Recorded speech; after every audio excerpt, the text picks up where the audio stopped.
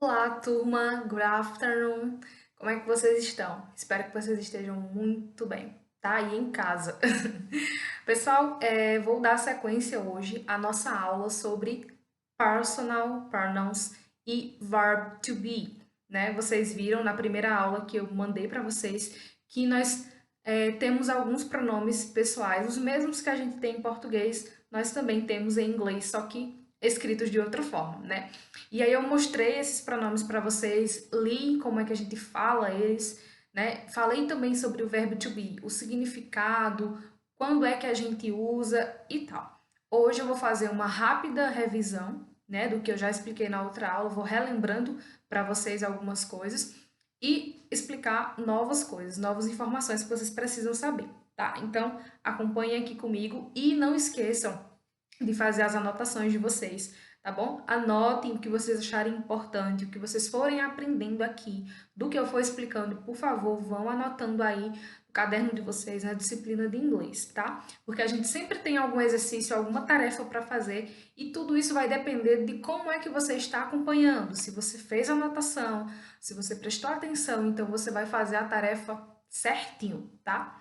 Aproveitar para parabenizar vocês, que eu gostei muito da tarefa impressa que eu enviei, né? Que tinha um texto para vocês reescreverem e vocês fizeram muito bem feito. Gostei muito de ver. Continuem assim, tá? E agora vamos para o assunto de hoje. Então, como eu falei, eu apresentei para vocês na outra aula os personal pronouns, que são os pronomes pessoais em inglês, né? É como eu falo eu, é como eu falo ela, ele, nós, vocês, tá bom? Então, todos eles estão aparecendo aqui em cima. Vocês vão observar que aqui eles não estão em uma ordem, tá bom? Eu vou ler eles novamente, porque eu estou revisando, mas não estão na ordem, tá? Agora, eu vou ler na ordem. O que não está na ordem é como estão aparecendo aí em cima. Então, o primeiro pronome pessoal que nós temos é o eu, né? Que em inglês nós chamamos de I. Depois eu tenho you, que é você, uma única pessoa. Lembram que eu falei nisso, né? Disso, né? Que é o singular, uma pessoa, um você. Depois eu venho aqui para he, que é quando eu estou falando de ele, homens, garotos. Em seguida, eu tenho she, que é ela, quando eu estou falando de mulheres, de garotas. Depois, eu tenho o it, que é quando eu estou falando de objetos, de coisas, né, de animais. Aí eu tenho o we, aqui em laranja, o we, que é nós, é você que está aí assistindo e eu aqui. Quando eu somo isso, dá nós, we. E por último, eu tenho they, que é eles ou elas, quando eu estou me referindo também a pessoas, mas quando eu estou falando de mais de uma pessoa, são vários homens, várias mulheres, várias pessoas, então eu uso they. E quando é que eu uso esses pronomes? Sempre que você precisar substituir o nome de alguém, né? Eu falei para vocês na outra aula, às vezes aparece o nome de Maria, o nome do João repetido, né? Eu não vou colocar o nome da Maria duas, três vezes em um mesmo texto, porque vai ficar chato, vai ficar enjoado. Então eu substituo por um pronome, né? Eu coloco algum pronome, igual vocês fizeram lá naquele texto, tá ok? Então, só para relembrar aqui quais são os pronomes pessoais, ok? Está faltando só um aqui que também é o you, que é o you para plural. Eu tenho esse you que está aparecendo aí, que é você, apenas uma pessoa, e tenho o you quando eu estou falando de vocês, né? Por exemplo, vocês, meus alunos que estão assistindo, que é o plural, tá? Então, vamos lá. Aqui eu coloquei uma imagem que representa melhor, para vocês entenderem um pouquinho desses pronomes referentes às pessoas, referentes a objetos. Então, é dividido por singular e plural, né? Porque às vezes eu estou falando só de uma pessoa, às vezes eu estou falando de duas ou três. Então, em inglês, singular. Desses pronomes aqui nós temos I, que é eu, é só um eu. Tem o you, que é só um. He, she ou it, também, apenas uma pessoa, né? Um homem, uma mulher, um carro, um objeto qualquer.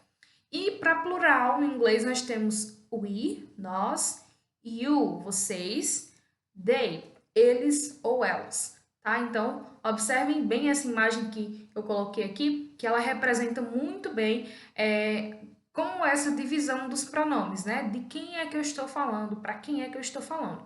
Então, esses pronomes aí estão bem representados. Vou passar aqui. Até ali eu fiz apenas uma revisão, apenas relembrei o que vocês já tinham visto na aula passada. Quem não assistiu a aula passada, por favor, acessem a plataforma e voltem, assistam. É uma aula muito importante, é a primeira aula e lá é onde eu introduzo, é onde eu começo o assunto de vocês, tá bom? Então não adianta você vir assistir a aula número 2 sem ter assistido a aula número 1, porque aí você vai ficar um pouco confuso. Hoje eu quero que vocês prestem bastante atenção a essa parte aqui, que são das formas.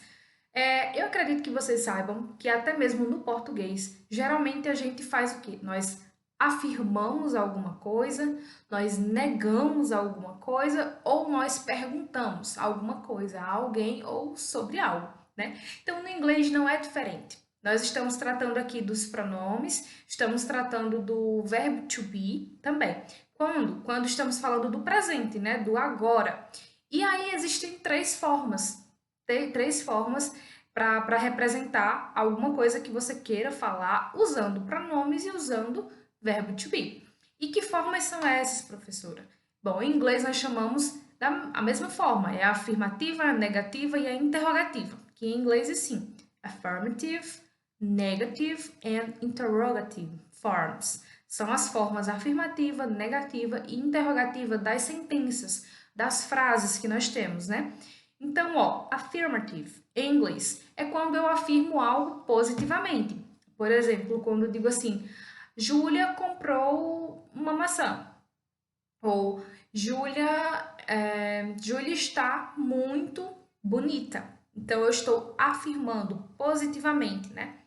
Eu tenho a negative form, que é a forma negativa, quando eu nego ou desminto alguma coisa. Usando o mesmo exemplo da Júlia. A Júlia não está bonita hoje. Então, estou negando, estou dizendo que ela não está bonita.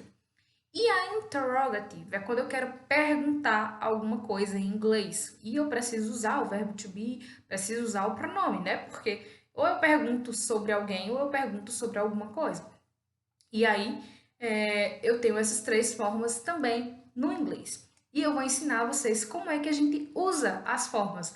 Ou seja, na hora que nós estamos escrevendo sentenças, formulando frases, querendo escrever um texto, e aí, opa, agora eu vou precisar negar alguma coisa. Eu tenho que dizer que fulano não fez isso, ou que ele não está vestindo tal roupa. Então, como é que eu falo isso? Ou então, meu personagem do texto perguntou alguma coisa. Como é que vai ficar essa pergunta em inglês? Tá bom? Então, eu vou ensinar isso para vocês. Hoje, a princípio, nós vamos falar sobre a forma negativa, tá bom? Eu vou por partes com vocês para não confundir muito. Então, a primeira parte vocês já viram lá na outra aula e vão ver um pouquinho aqui também, que é a afirmativa. É quando eu estou dizendo algo positivo, né? Afirmando algo.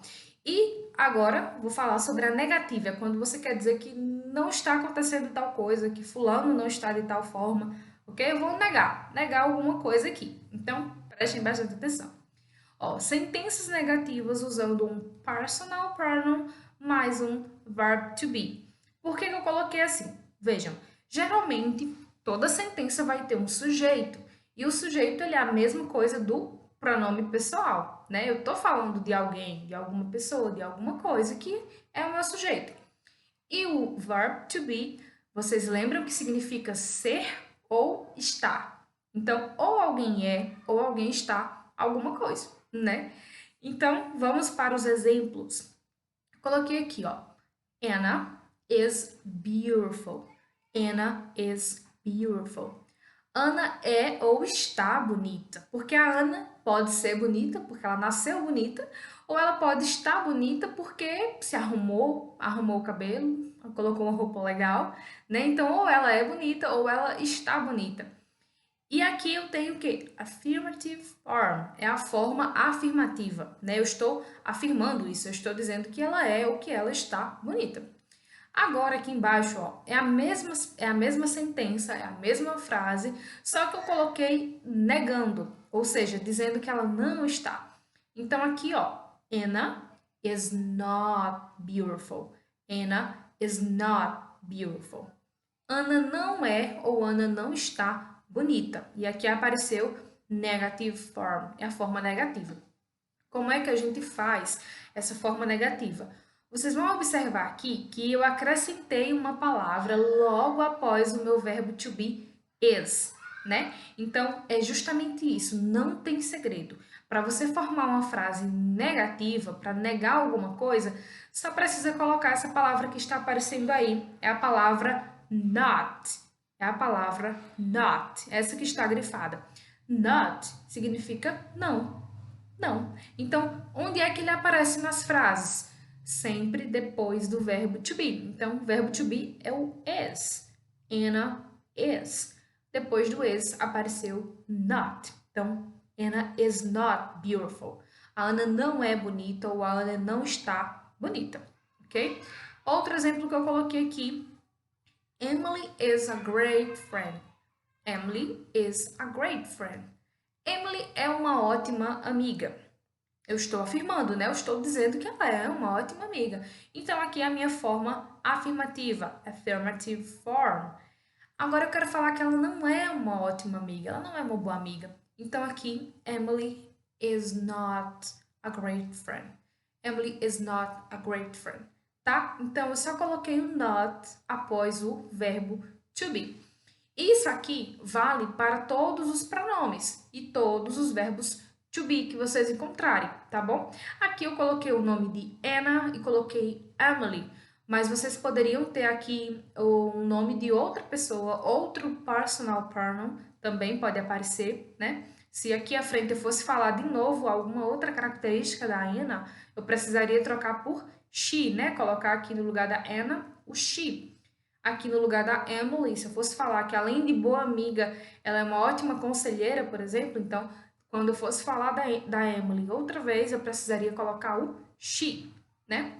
Então, é isso. Para colocar a forma negativa na frase, fazer uma frase negativa, é só acrescentar o not após o verb to be, ok?